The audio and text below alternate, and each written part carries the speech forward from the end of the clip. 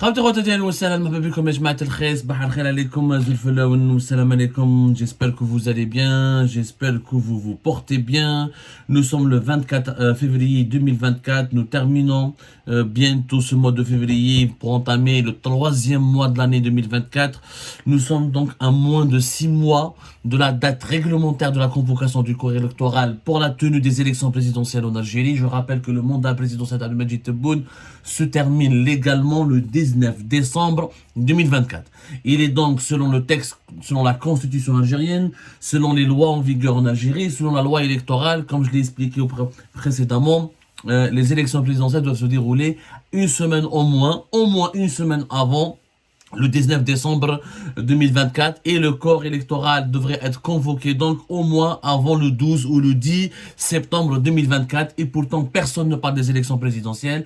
Des informations ont circulé, nous avons pu confirmer, Algérie Part a été le seul média pour le moment qui a confirmé cela officiellement auprès de sources officieuses mais bien introduites au sein du régime algérien, qu'un scénario qui est en préparation, en cours d'étude, où le régime algérien planche pour le moment sur la thèse, sur la viabilité, sur la faisabilité de la thèse du report des élections présidentielles, un scénario hyper dangereux. Et depuis que nous avons révélé cette information, des voix commencent à s'élever. Le retour des anciennes personnalités nationales, des anciens poids lourds de la scène politique algérienne, des anciennes figures emblématiques de la vie politique en Algérie qui ont disparu ces dernières années, ces 3 ou 2 dernières années, ou là en tout cas qui ont été en mode silencieux et qui a été en veilleuse, ont commencé à revenir au devant de la scène pour s'exprimer et pour critiquer la situation du pays et pour lancer des signaux d'alerte et pour lancer des avertissements et pour appeler à des changements urgents. Le premier qui a parlé après tant d'années de silence, après avoir disparu des radars pendant pratiquement 5-6 ans, voire depuis le début de la crise du Hirak, pratiquement on n'a plus entendu parler de lui, c'est le fameux célèbre Sidi Ahmed Ghazali. Sidi Ahmed Ghazali, n'est pas n'importe qui. Il a été plusieurs fois ministre, il était le chef du gouvernement de 1991 à 1992, à la veille de déclenchement de la décennie noire. Aujourd'hui, il est âgé de 86 ans, mais il est très vieux, très ancien, et va être très vieux et très âgé, mais en tout cas, il a gardé entièrement sa lucidité. C'est quand même l'un des poids lourds, et c'est l'une des figures historiques encore en vie du régime algérien. Je rappelle que Sidi Ahmed Ghazali, c'est l'une des boîtes noires, l'un des coffres forts du régime algérien. Il a connu tous les décideurs, il a connu le système, il a fait évoluer, il fait partie des cerveaux du système algérien. Sidi Ahmed Ghazali, ministre de l'économie de 1991 et 1992, chef du gouvernement 1991 et 1992, ministre des Affaires étrangères 89-1991, il était aussi ministre des Finances 1988-1989, ministre de l'Hydraulique 79-81, ministre de l'énergie et des industries pétrochimiques de 1977 à 1979. Il était aussi surtout le PDG de Sonatrach de 1966 à 1977, où il était pratiquement l'un des fondateurs du groupe Sonatrach. L'un des fondateurs du groupe Sonatrach, il était parmi les artisans de la nationalisation des hydrocarbures, d'ailleurs au début des années 70. D'ailleurs, c'est à ce titre-là qu'il a été invité au forum d'Al-Moudjahid. C'est inédit que le forum d'Al-Moudjahid a invité Ahmed Ghazali, qui est devenu un opposant, qui était clairement un opposant au régime de Bouteflika, notamment durant son quatrième mandat, qui était très très critique. Alors, il a été invité pour la commémoration du 24 février 1971. Rappelez-vous que c'est la date symbolique, c'est l'anniversaire de la nationalisation des hydrocarbures qui a été opérée par l'Algérie pour récupérer tous les actifs des compagnies françaises et étrangères qui exploitaient nos gisements de pétrole et de gaz.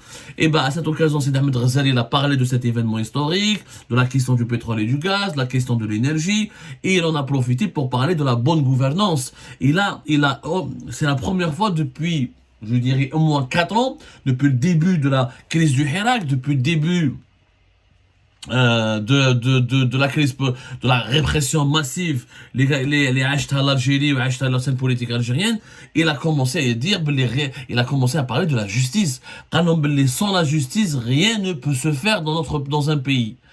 Sans la justice, rien ne peut se faire. Et il a clairement fait allusion à la situation de la justice algérienne. Et quand on dit qu'il n'y a pas de justice, il a même parlé de liberté d'expression. Le garant de la liberté d'expression, ça reste la justice. Ça reste la justice. Et là, c'était quand même historique. enfin, historique, voilà, enfin, ça fait comme ça fait pratiquement 4 ans qu'une personnalité politique de l'importance ou là du gabarit ou là du poids de Sidi Ahmed Ghazali ne s'est pas exprimé aussi ouvertement contre le pouvoir actuel. Rien n'est possible dans un pays, quel que soit, s'il n'y a pas de justice. Rien n'est possible dans un pays, que dans un pays quel qu'il soit, s'il n'y a pas de justice. Là, il fait référence, clairement, il le dit peut-être pas, il envoie des messages codés, c'est déjà assez osé et audacieux de sa part, de s'exprimer de la sorte et de lancer des critiques, au moment où, à la moindre prise de parole, on risque la prison, où il y a eu des harcèlements judiciaires, il y a eu des emprisonnements arbitraires d'opposants et d'activistes qui osaient critiquer ou la remettre en cause le fonctionnement actuel du régime algérien, où il n'y a plus de liberté d'expression. Il le dit, le forum d'Al-Moudjahid. C'est pas dans les colons d'Al-Watan ou là dans le soir d'Algérie, le forum d'Al-Moudjahid. C'est vraiment, c'est osé de sa part dans le contexte actuel, le contexte liberticide. Aujourd'hui, nous vivons un contexte liberticide. C'est-à-dire qu'il n'y a plus de liberté d'expression, il n'y a plus de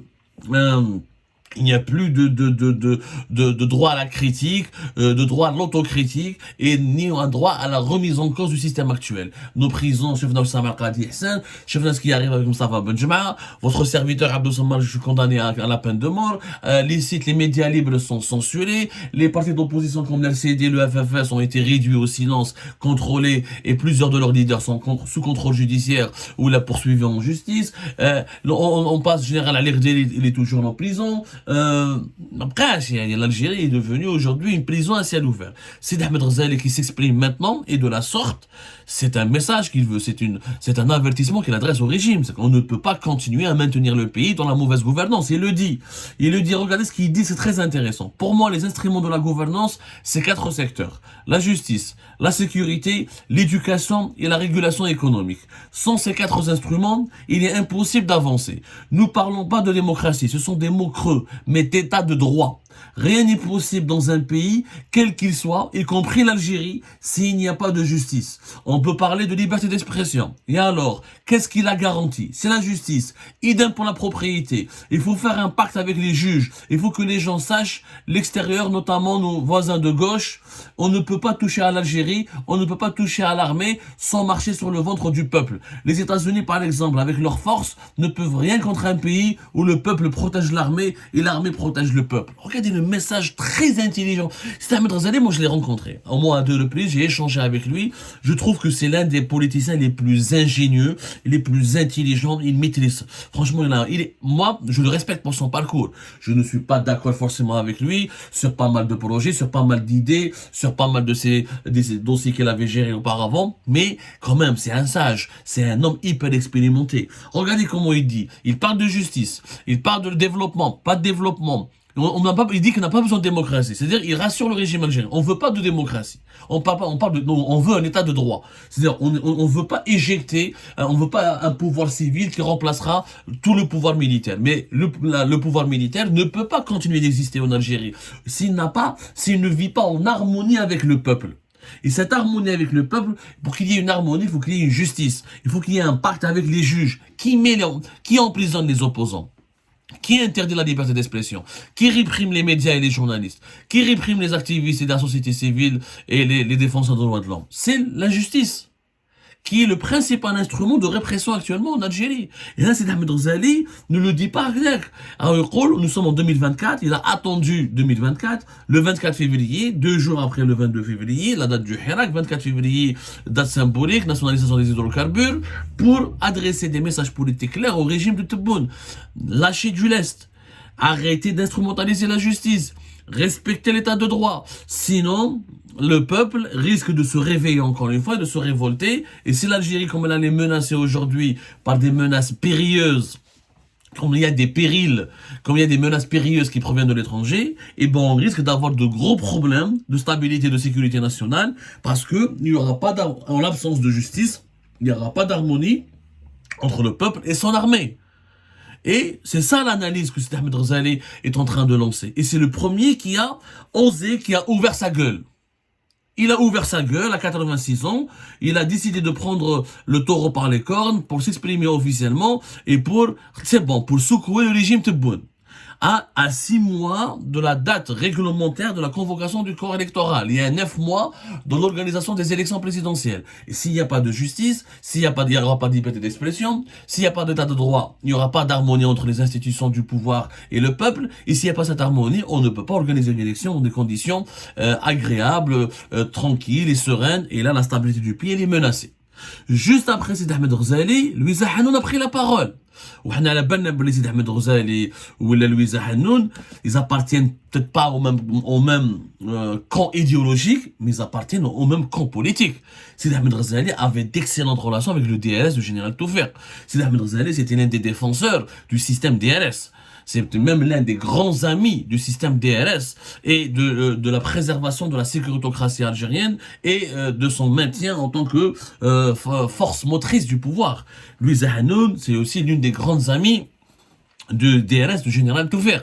Et elle était aussi une grande partisane de l'État profond, qui est l'État sécuritaire, qui doit veiller sur l'équilibre du pays, sur sa sécurité nationale. Ce n'est pas la même idéologie. L'un est capitaliste pour l'économie du marché, l'autre elle est socialiste, mais sur le point concernant les relations avec les appareils sécuritaires, ils partagent les mêmes valeurs, la même vision, et ils ont la même proximité avec les mêmes centres du pouvoir qui est le système DRS. Eh ben, Louisa Hanoun, elle s'est exprimée encore, elle a parlé elle s'est exprimée le 23 février dernier, elle a dit que l'année 2024 sera une année charnière pour notre pays et notre peuple, et elle a repris le même discours que Sidi Ahmed Ghazali. Il y a une concordance, comme si les deux personnes ont parlé avec le même homme ou avec la même personne, comme s'ils fréquentent, ce qui prouve qu'ils fréquentent les mêmes cercles et qu'ils ont la même analyse et qu'ils partagent les mêmes inquiétudes et qu'ils partagent les mêmes craintes. Parce que Louisa Hanoun aussi, elle a parlé de la justice. Elle a plaidé pour une ouverture du champ médiatique et politique afin d'immuniser le pays contre tous les dangers et les manœuvres de déstabilisation d'entités hostiles. Alors, elle a fait un meeting le 23 février à Boumerdès et donc c'est une action inédite. C'est la première fois qu'elle fait un meeting public. Auparavant, ses actions étaient vraiment cadre privé, informel, à se déplacer pour rencontrer les gens qu'elle connaissait, pour parler avec des gens proches du régime, etc. Mais là, elle a fait un meeting public et elle a parlé des souffrances des masses populaires, du risque de l'anarchie, de la menace de la déstabilisation à cause du sentiment de justice. Ou le sentiment d'injustice, le sentiment d'absence de justice. Regardez ce qu'elle dit. Condamner un commerçant qui avait stocké 28 sachets de lait à 5 ans de prison est une grave injustice. C'est une critique très claire contre le système judiciaire actuel du régime Tebboune, qui a utilisé la loi, elle fait référence à la loi criminalisant la spéculation de décembre 2021, qui a effectivement permis l'emprisonnement d'un nombre incroyable de commerçants pour soi-disant des pratiques illicites de spéculation, à savoir le stockage de produits de large consommation, de produits alimentaires, de produits agricoles, et ils ont été accusés par les services de sécurité et par la justice de vouloir provoquer une hausse des prix ou là des pénuries sur les marchés nationaux, sans qu'il y ait la moindre preuve palpable, parce qu'on a le droit de stocker, stocker 30 ou 28 sachets, tu vas pas provoquer avec un stockage de 30 sachets une pénurie de sachets de lait. Elle a même donné un chiffre effrayant. Elle parle, selon elle, de 50 000 à 60 000 commerçants de personnes qui ont été copées de lourdes peines, alors qu'une simple amende aurait suffi. Je ne sais pas d'où est-ce qu'elle tient ces chiffres. 60 000 condamnations à la prison, c'est quand même très grave. La population carcérale de l'Algérie, elle était de 90 000. Si on a condamné 60 000 d'avance supplémentaires, je crois qu'elle se trompe. Peut-être qu'il y a 5 000. Je crois pas qu'il y a 60 000. Mais en tout cas, elle a jeté un véritable pavé dans la mare. Elle parle de dérapage de la justice. Elle dit, il est vrai que nous ne sommes pas dans le gouvernement, nous n'avons pas de députés ni de ministres, mais cela ne nous a pas empêché d'aider les citoyens victimes d'injustice ou de décisions arbitraires en exposant leurs doléances. Mais il y a des décisions d'en haut qui ne sont pas respectées et cela traduit un problème dans le fonctionnement des institutions. Donc, elle pointe du doigt des dysfonctionnements dans le pouvoir actuel, qui ne respecte pas ces décisions d'en haut. Qui prend des décisions d'en haut? Tebboune. Donc, elle est là, c'est juste après Sidi Ahmed Ghazali, la sortie de Louisa Hanoun démontre qu'il y a une dynamique.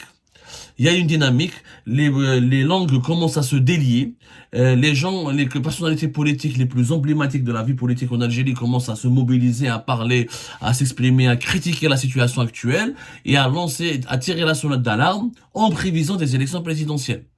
Il y a un véritable courant au sein du pouvoir algérien qui a peur d'une crise politique importante en décembre 2024, qui a peur de l'annulation du report des élections présidentielles et qui a peur de l'impact du déclenchement d'une contestation populaire violente à cause des injustices qu'on inflige à la population et qui a peur que le régime actuel n'est pas suffisamment solide pour protéger le pays contre les menaces extérieures. Et c'est pour cette raison que le changement devrait être nécessaire, voire urgent. Donc les prises de parole de Louisa Hanoun et de Sidi Ahmed Ghazali ne sont pas fortuites, ne sont pas innocentes, et je crois que dans les jours à venir, dans les semaines à venir, d'autres personnalités nationales, aussi importantes, aussi connues, vont commencer à parler, vont commencer à se mobiliser, parce que la situation n'est plus tenable. La situation actuelle de l'Algérie n'est plus tenable. Absence de liberté publique et individuelle, absence de liberté d'expression, fermeture de tous les espaces médiatiques et politiques, répression de tous les opposants, aucune visibilité par rapport aux élections, des dangers imminents par rapport à nos frontières et sur la scène internationale, une crise économique et sociale de plus en plus intense et tendue. L'Algérie est un volcan. Et elle est assise sur un volcan qui pourrait exploser à n'importe quel moment. Et là, il y a des courants au sein du régime algérien qui ont pris conscience du danger et qui s'essayent de faire du lobbying et des pressions sur Tebboune pour que Tebboune procède à des changements, pour qu'il accepte des compromis et pour qu'il change la situation actuelle avant que ça soit trop tard.